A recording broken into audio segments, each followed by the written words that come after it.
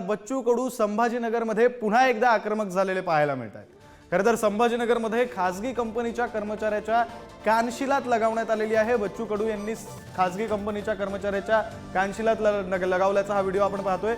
गरिबांना दिलेल्या ई रिक्षा पहिल्याच दिवशी बंद पडल्यानं बच्चू कडू यांचा संताप अनावर झाला आणि त्यामुळे त्यांनी ही कानशिलात लगावल्याचा हा व्हिडिओ आपण पाहतोय। या व्हिडिओमध्ये आपण पाहू शकतो बच्चू कडू यांनी खासगी कंपनीच्या कर्मचाऱ्याच्या कानशिलात लगावलेली आहे। खरं तर बच्चू कडू यांचा संताप हा पुन्हा एकदा अनावर झाल्याचा हा व्हिडिओ आणि ही बातमी आपण पाहतोय।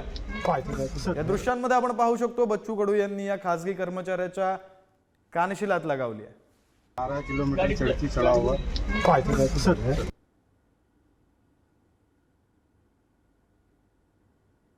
बच्चू कडू यांना पुन्हा एकदा राग अनावर झालेला आहे, संताप अनावर झालेला आहे। खरं तर संभाजीनगर मधली ही दृश्य आणि ही बातमी आपण पाहतोय, ज्यामध्ये आमदार बच्चू कडू हे पुन्हा एकदा आक्रमक झालेले पाहायला मिळत आहेत। खासगी कंपनीच्या कर्मचाऱ्याच्या कानशिलात बच्चू कडू यांनी लगावलेली आहे। गरिबांना दिलेल्या ई रिक्षा या पहिल्याच दिवशी बंद पडल्या आणि त्यामुळे बच्चू कडू यांना संताप अनावर झालाय। प्रतिनिधी सुमित पवार सध्या आपल्यासोबत जोडले गेलेले आहेत, अधिकची माहिती त्यांच्याकडून घेऊया। सुमित, आपण ही बातमी पाहतोय, बच्चू कडू यांना संताप अनावर झालेला आहे, काय नेमकं घडलं होतं त्यावेळी?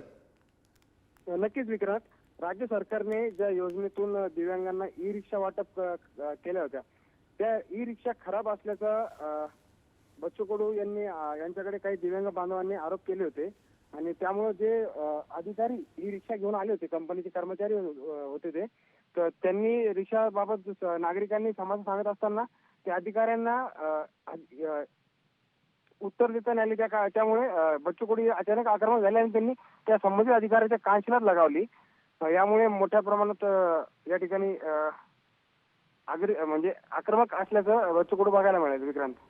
अगदी खरं आहे सुमित, खरं तर बच्चू कडू हे पुन्हा एकदा आक्रमक झाल्याचं पाहायला मिळालं आणि त्यामुळे त्यांनी एका खासगी कंपनीच्या कर्मचाऱ्याच्या कानशिलात सुद्धा लगावलेली आहे।